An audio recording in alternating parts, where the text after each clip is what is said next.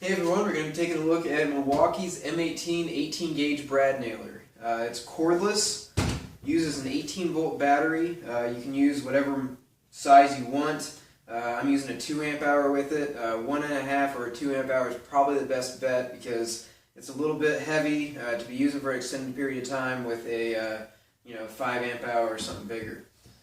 So the two big claims Milwaukee has for this are power and responsiveness. So you've got no ramp up time, and you've got, so when you pull that trigger, the nail fires. There's no perceptible weight.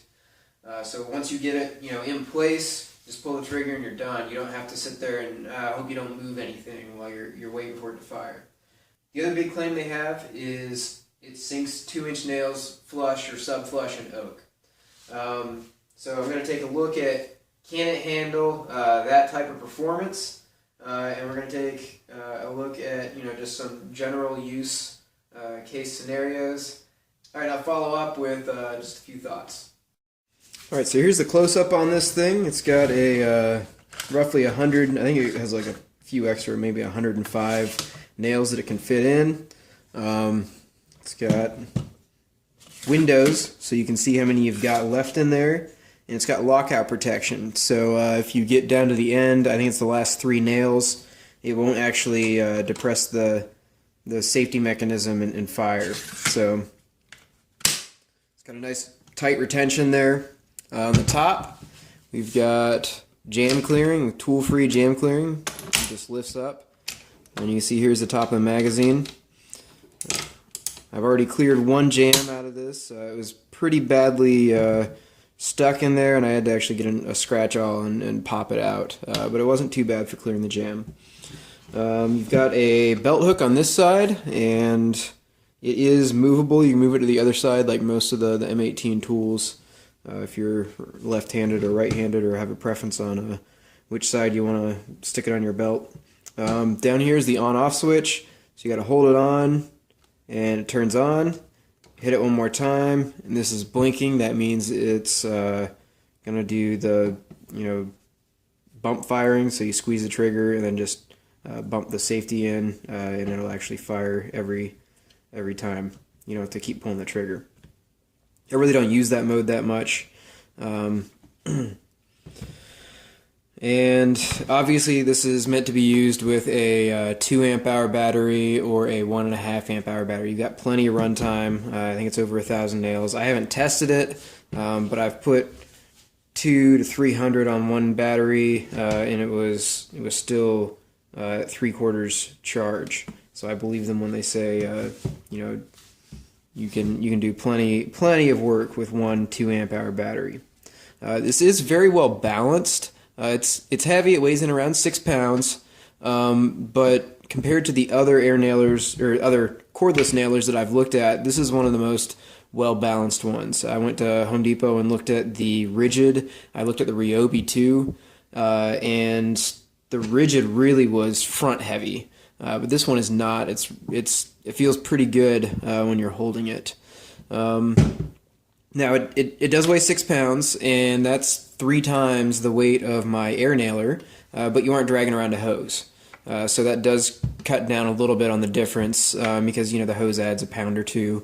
But it is a little bit, if you're doing overhead work, this is probably going to get a little bit tiring. So the design on this one, you've got, I think with the Rigid as well, your motor is right here, and I believe this is a gas spring cylinder here, so it's just got some, the motor resets it every time between every firing, every shot, and then that's how you get your no ramp up time, because this thing is immediate. When you pull that trigger, the nail comes out. There's no perceptible weight, which is also a huge benefit to this nailer. I almost forgot, you got your depth adjustment knob over here. There is no power adjustment knob. A lot of these cordless nailers have 2 knobs, one for power and then one for depth. This one is just depth, runs at full power all the time. I prefer that, not having to mess with another setting. I guess if you're using one of the other ones that has a power setting, you can get a little bit more runtime out of your nail gun if you're doing something like 3/4 inch nails, but I prefer just not to mess with the extra setting. Just have one setting for depth. One of the big draws that Milwaukee has for this thing is it's supposed to be able to sink 2-inch nails in oak sub-flush. So got 2-inch nails right here. I think these are Porter cable. And I've got some oak right here, and you can see I've been messing around with it a little bit in different settings. So we'll go ahead, we've got it cranked all the way, the deepest setting right here. I'll go ahead and take a couple shots and show you how it performs. Alright, so I'm pushing pretty hard against this, and you can see this one's not quite flush. That one's not either. That one's flush. That one's flush. These two are proud. That one's just a little bit proud. That one's sub-flush, but you can see it had some blowout on the side here.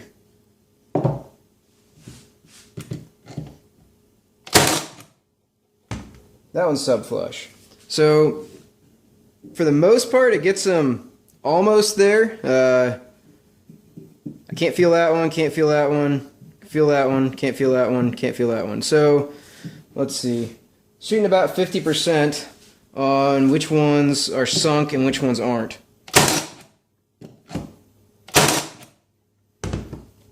Oh, both of those are sub-flush. So, a little bit better than 50%, but still, I'm using the same technique, I'm putting the same amount of pressure on it, and some of them aren't. So, comparison, got my air nailer here, same nails. It's at 120 psi, which is its max operating range.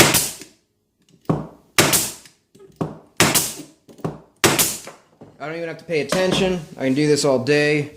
These are all sub-flush. So I'm thinking with this, you're probably better off if you're doing oak, solid oak like that, really demanding task. I think you're better off shooting 1 3/4 or smaller. The 2, it seems like it's a little bit hit or miss for the oak, but it is pretty impressive that this thing can sink these nails flush a good amount of the time. And you know, these little ones that are just a little bit proud, you can take a nail set and stick them to them pretty easy. It's not like you've got you know, a big area sticking up that's going to bend. These are just going to sink in really easy if you take a nail set to them. So yeah, Milwaukee's claim is hit or miss with consistency, and part of that might be my technique. I don't think it is, but I'm not going to, you know, rule that out. Alright, so I put about 500 nails through this thing and had my first jam. So I'm going to pull the battery out and look at it. So what happened here is you can see this nail right here is really mangled. I was just running it through some tests. This is a Porter cable nail, I believe. And I shot that one, and I shot a few more. So I don't think it was this one that caused it to jam. But then I started noticing, hey, there's no nail in these spots. Even though there's, you know, lockout protection from dry firing.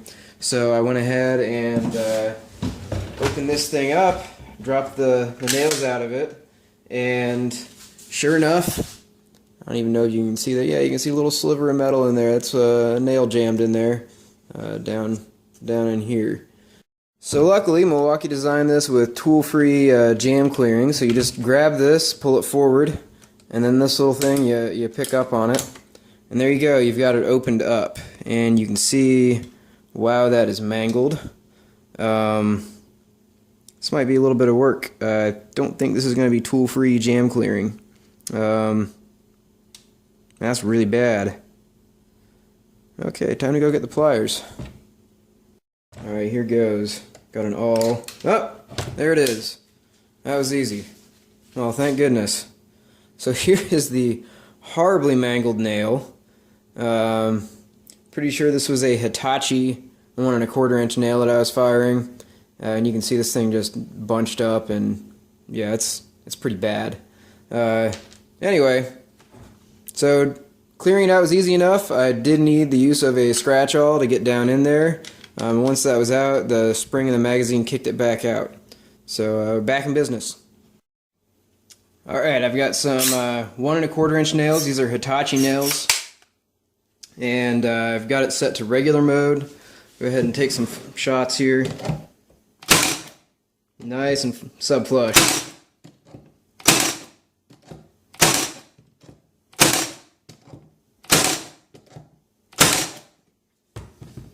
All these are sub-flush, no issues with 1 1/4 inch nails. One thing I have noticed with this, and you can see it right here, so I just drove that nail, and then right there we got a little bit of metal going on here. It likes to mangle them a little bit, and I've had one jam so far on it, and I'm pretty sure something like that is what happened. You know, it got in the head mechanism and jammed everything up. So that's one thing I've noticed with this nail gun. It seems to be really rough. You can see there's like debris around each of these. And it may be that my regular nailer just sinks everything in so well that you just don't even notice it. But this Milwaukee one is a lot more violent. It's got a lot more recoil to it. It's a lot less smooth feeling than an air nailer. So I'm not sure if it's the striking mechanism that's causing that little metal debris to separate from the nails, or if it's the crappy nails. But then again, I've noticed it with both brands of nails I've used it with, Hitachi and Porter Cable. I didn't have any other brands lying around. You might try Bostitch. Maybe they're a little bit better, but I'm not just trying one cheapo brand of nails. So yeah, this is just something to keep in mind. It does seem to mangle them a little bit more, and I've already had one jam already, and I've only put about 500 to 750 nails through this thing. There it is again. There's another chunk of metal. It's sinking these nails. There's nothing not flush with it. It's just tearing little pieces off of them. Now we can go ahead and put it to bump fire mode. To do that, you just hit this button. There we go. And just hold down the trigger.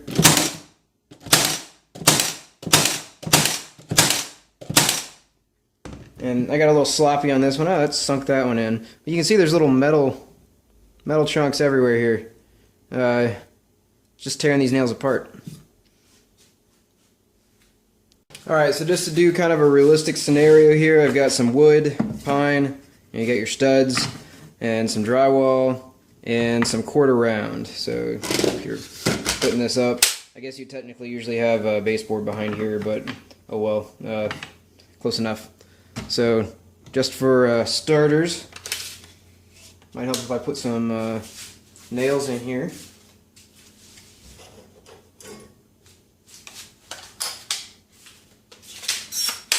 Alright, so just for starters, I'm going to tack this down really fast. Hopefully your real world construction is using drywall screws instead of that. Alright, now we're going to take this quarter round and pop it in. So obviously I'd be working upside down in real life. Nice and sub-flush there. Sub-flush again. So the angle's not too difficult. I was up off of it a little bit, so in real world you'd have the floor right here. So I was angled up enough there was clearance. So in real life it'd be something a little bit more like this, with your nail gun coming in like this. Seems to work pretty well for that. There have been some complaints I've seen against 45-degree nailing, and I haven't really tested it a ton. Go ahead and see right here. Still got 2-inch nails. Yeah, it's a little not flush. See it from the top at an angle. Put that one in, but it mangled the wood. My goodness. Let's put these in okay. I think it depends on the angle you're at. You gotta kind of tilt the gun farther forward than is natural, so you gotta tilt it this way in addition to get them to sink. Oh, it didn't sink either.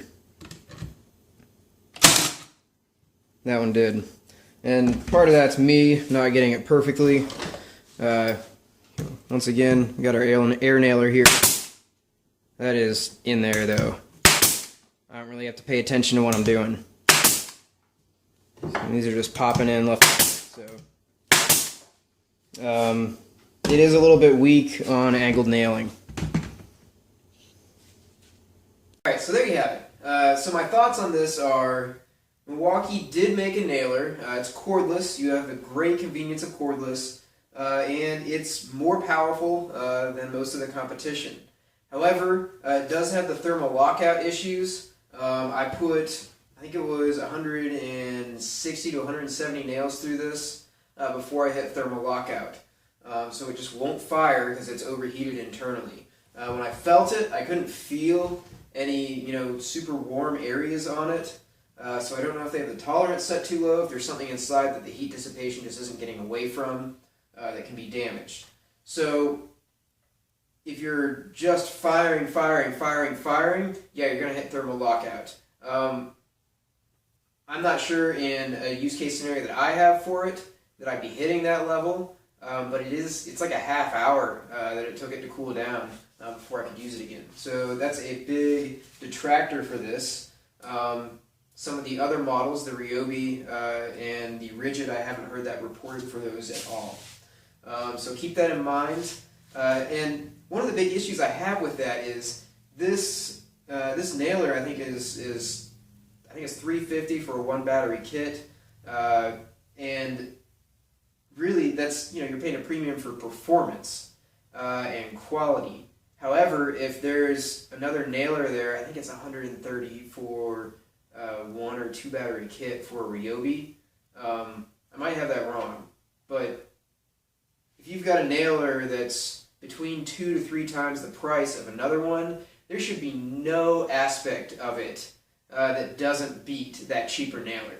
And in this case, this one has thermal overload, or it's thermal protection that it cuts out, and it doesn't damage the tool. That's good, but it does suffer in performance. So if you've got a production environment where you're just nailing all the time and not taking a break, this isn't the tool for you. You'll either want a cordless nailer that can keep up with you, or you want a corded pneumatic nailer. So as far as performance goes, this thing does sink nails most of the time in 2-inch oak. That's really pushing the edge of its performance.